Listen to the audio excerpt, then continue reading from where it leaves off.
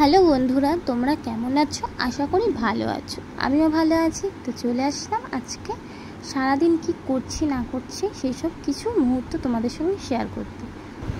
মাছ ধুয়ে চলে আসলাম, নুন হলুদ মাখিয়ে নিলাম, নিয়ে রেখে দিয়েছি। আমি এইগুলো কলে রেখে দিয়ে আসতে যাচ্ছি। আর কলে রেখে দিয়ে আসতে গেছি, এখান থেকে দেখি মেনি যাচ্ছে। আমি তো ভাবলাম মুখ দিয়েছে, তারপর দেখি না, মুখ দেয়নি। আমাদের মেনিটা অতটাও খারাপ নয়, ভালো। মুখ দেয় না কোনো কিছু, ও সামনে রেখে গেলেও মুখ দেয় না। যতক্ষণ না ওকে জিনিসটা দেওয়া হচ্ছে ততক্ষণও খায় না। তো আমি তাড়াহুড়ো করছি, কারণ দেরি হয়ে গেছে, মা কাজে যাবে। তাই জন্য তাড়াহুড়ো করে মাছের ঝাল করবো বলে কুটে নিচ্ছি, এগুলো পেঁয়াজ টমেটোগুলো কুটে নিচ্ছি। তো আজকে এমনই হয়েছে, কালকে মামার বাড়ি গিয়েছিলাম রাত্রিবেলা, আর মামার বাড়ি থেকে আমি তো চলে এসেছিলাম, আর মারা আসেনি, মারা ওখানেই ছিল।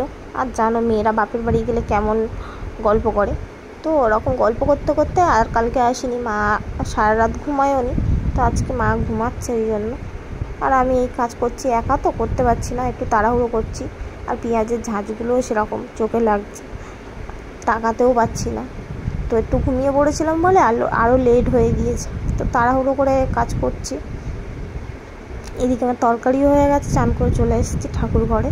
তো ঠাকুর ঘরে এসে দেখছি কোনো কাজ সারা নেই। আমি তো ভেবেছিলাম ফুল তোলা হয়নি, তারপরে দেখলাম না, বাবা ঠাকুর ঘর ঝাঁট দিয়ে গিয়েছে আর ঠাকুরের ফুলটা তুলে দিয়ে গেছে।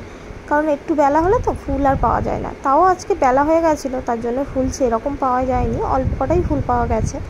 তো আজকে খুবই মন খারাপ লাগছিল, সবাই বাপের বাড়ি যাচ্ছে ভাইকে দাদাকে রাখি পরানোর জন্য, আমি যেতে পারছি না, তার জন্য মনটা খারাপ লাগছিল।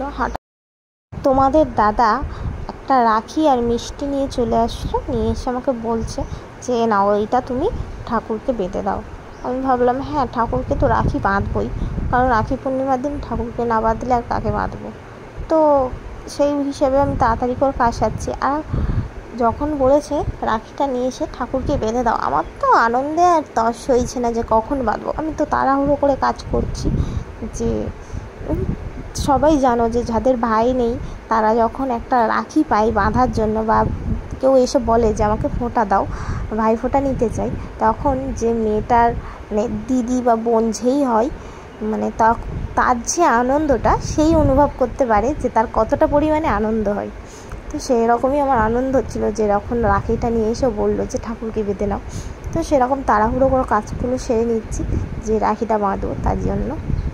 তো আমি দেখতেই পাচ্ছ তাড়াহুড়ো করে ঘর দাবাটা ঝাঁট দিয়ে নিচ্ছি, ঠাকুর ঘরের কাজ সেরে নিয়েছি, তাড়াতাড়ি করে এই ঘর দাবাটা ঝাঁট দিচ্ছি, কারণ বাসি ঘরে তো সব ঘরে পুজো দেওয়া যাবে না, আমরা তো সব ঘরেই পুজো দিই। তো তার জন্য তাড়াতাড়ি করে কাজ সেরে নিয়ে তো তারপরে ঝাঁট তো দিচ্ছি। আর দেখতেই পাচ্ছ কত কাগজ জমেছে, আমার ছেলের জন্য এই কাগজগুলো জমে, খাবে, খেয়ে কাগজগুলো কোনো কাগজের জায়গায় মানে বাইরে ফেলবে না, সব কাগজ খাবে আর ঘরের ভিতরেই ফেলে রাখবে। তো এই নোংরাগুলো তুললাম, কাগজগুলো তুললাম, নোংরা বলতে কাগজই আছে, আর অন্য কোনো নোংরা নেই। এই কাগজগুলো তুললাম, তুলে যেখানে জিনিস সেখানে রেখে ময়লাগুলো ফেলে দিয়ে আসলাম ময়লার বালতিতে। তো ফেলে দিয়ে আমি ঘর মুছবো বলে জলটা নিয়ে চলে আসলাম, যে ঘরটা মুছে নিয়েছি।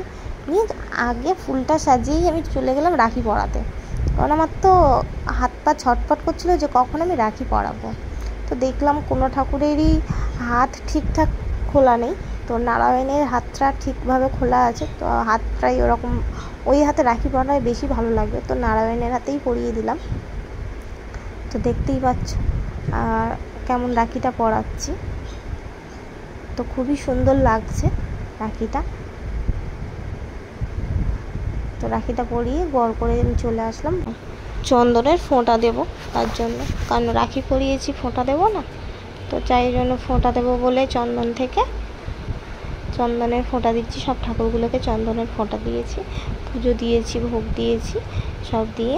আর আমি তো প্রত্যেক দিন অল্প অল্প করে, একসঙ্গে অনেক তো করতে পারি না, তো ওই জন্য মানে আমি তো বেশিক্ষণ বসে থাকতে পারি না, তার জন্য অল্প অল্প করে প্রত্যেক দিন একটু একটু করে পড়ে নিই। তো একটু পড়লাম, পড়ে আবার বইটাকে তুলে রাখলাম। আর এই ভিডিওটা এই পর্যন্ত, ভালো লাগলে like comment share and subscribe করে দিও। টাটা সবাই।